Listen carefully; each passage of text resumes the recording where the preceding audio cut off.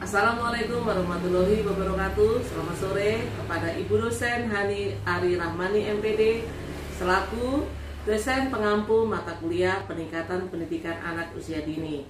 Perkenalkan, saya Ibu Syafmi dari Prodi PAUD ingin menyampaikan tugas akhir semester 7 yakni peningkatan pendidikan usia PAUD. Berikut ulasannya. Peran pendidikan PAUD untuk meningkatkan mutu pendidikan. Peran pendidik dalam berinteraksi, peran pendidik dalam pengasuhan, peran pendidik dalam memberikan fasilitas, peran pendidik dalam perencanaan, juga peran pendidik dalam pembelajaran. Upaya pendidik dalam meningkatkan mutu layanan PAUD dan kreativitas PAUD. Mutu layanan PAUD yang dimaksud di sini adalah memberikan pilihan bagi peserta didik yang lambat maupun cepat dalam melakukan tugas pembelajaran. Menciptakan kerjasama, saling menghargai baik antar peserta didik maupun antar peserta guru dan pengelola sekolah. Kreativitas PAUD juga dapat dikembangkan dengan memberikan motivasi, fasilitator, teladan, dan juga karya nyata. 8 strategi peningkatan mutu PAUD. Yang pertama, harus berpusat kepada anak. Yang kedua, menitik beratkan pada konsep play-based learning, yaitu bermain. Yang ketiga, mengintegrasikan program pendidikan keluarga. 4.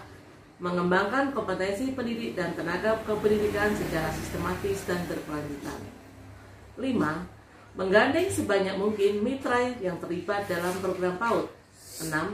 Mengembangkan program PAUD hingga ke berbagai daerah. 7. Melakukan pemutahiran sistem data PAUD yang terpadu, transparan, dan akuntabel. 8. Melakukan penyesuaian anggaran PAUD. Pentingnya teknologi bagi PAUD. Fungsi teknologi informasi dan komunikasi bagi pembelajaran PAUD, yaitu A. Sebagai alat atau tools. Perangkat teknologi digunakan sebagai alat bantu dalam proses pembelajaran, misalnya komputer sebagai alat untuk mengolah kata, mengolah angka, membuat grafik, membuat tabel, ataupun membuat karya tulis, bahkan untuk membuat laporan. B. Sebagai ilmu pengetahuan atau sains. Teknologi adalah bagian dari disiplin ilmu yang harus dikuasai peserta didik. Misalnya, teknologi komputer menjadi jurusan di sekolah atau adanya pembelajaran TIK di sekolah, sehingga menuntut peserta didik untuk menguasai kompetensi tertentu dalam pembelajaran TIK. Penerapan pembelajaran BCCT, Buy-in Center and Cycle Time. Apa ciri-ciri dari metode ini? Saya ambil 6 ciri-ciri yang penting yang harus kita kuasai. Yang pertama adalah pembelajaran berpusat pada anak. Yang kedua, menempatkan setting lingkungan main sebagai pijakan awal yang penting. 3. Memberikan dukungan penuh kepada setiap anak untuk aktif, kreatif, dan berani mengambil keputusan sendiri. Selanjutnya, peran guru sebagai fasilitator, motivator, dan evaluator. Kegiatan anak berpusat di sentra-sentra main yang berfungsi sebagai pusat minat. Dan yang terakhir adalah memiliki standar operasional prosedur yang baku. Penerapan pembelajaran model Diksofia atau penerbitan sosial and finansial.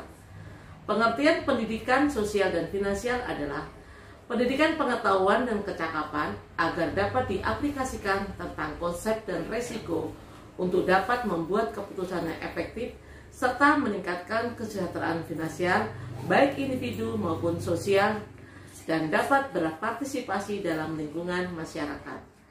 Tujuan pendidikan sosial finansial anak usia dini antara lain untuk meningkatkan pengetahuan, keterampilan, dan perilaku anak usia dini yang berhubungan dengan sosial finansial. Karakteristik model. Yang pertama, pengguna model yaitu anak usia 5-6 tahun. Yang kedua, perangkat model itu sendiri yaitu anak usia dini. Penerapan pembelajaran model TTPA atau tingkat pencapaian perkembangan anak usia dini. Yang harus dikuasai dan dikembangkan antara lain nilai-nilai agama dan moral, fisik dan motorik, kognitif, bahasa, sosial emosi, dan seni. Penerapan pembelajaran model Purina bagi PAUD. Indikator pendidikan Purina antara lain: yang pertama, pengetahuan dan sikap terhadap bencana. 2. Rencana tanggap darurat. 3. Sumber daya pendukung. 4. Model sosial. Penerapan pembelajaran model STEAM: Science, Teknologi, Engineering, Art, and Mathematics. Apa yang dimaksud dengan pembelajaran model Science? Yaitu proses mencari tahu tentang dunia dan cara kerjanya dengan mengekspresikan pengumpulan data, mencari hubungan dan pola, serta menghasilkan penjelasan dan ide dengan menggunakan bukti. Teknologi: alat-alat yang telah dirancang untuk memenuhi kebutuhan manusia seperti alat digital, komputer, dan tablet. Engineering, yang dimaksud dengan model ini adalah proses merancang alat, sistem serta struktur yang membantu manusia memenuhi kebutuhannya atau memecahkan masalah.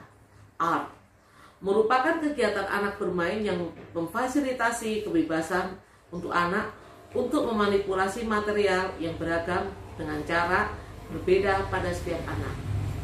Matematik mengenalkan konsep matematika antara lain tentang besaran atau berapa banyak, alat atau berapa jumlah, struktur atau bentuk, ruang atau sudut dan jarak, pola, bilangan, dan sebagainya. Penerapan metode pembelajaran tugas untuk meningkatkan anak. Langkah-langkah menerapkan pemberian tugas. Yang pertama, membuat persiapan mengajar sesuai dengan tema yang akan diajar. Yang kedua, menyiapkan alat dan bahan yang akan digunakan dalam pembelajaran.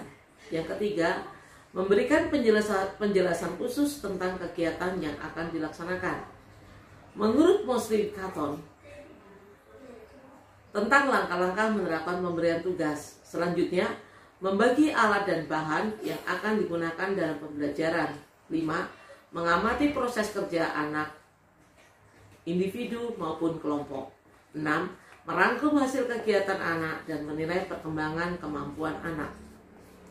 Peningkatan aktivitas belajar anak dengan memanfaatkan pembelajaran berbasis internet. Internet adalah suatu jaringan komunikasi yang memiliki fungsi untuk menghubungkan antara satu media elektronik dengan media elektronik yang lain dengan cepat dan tepat. Jaringan komunikasi tersebut akan menyampaikan beberapa informasi yang dikirim melalui transmisi sinyal dengan frekuensi yang telah disesuaikan.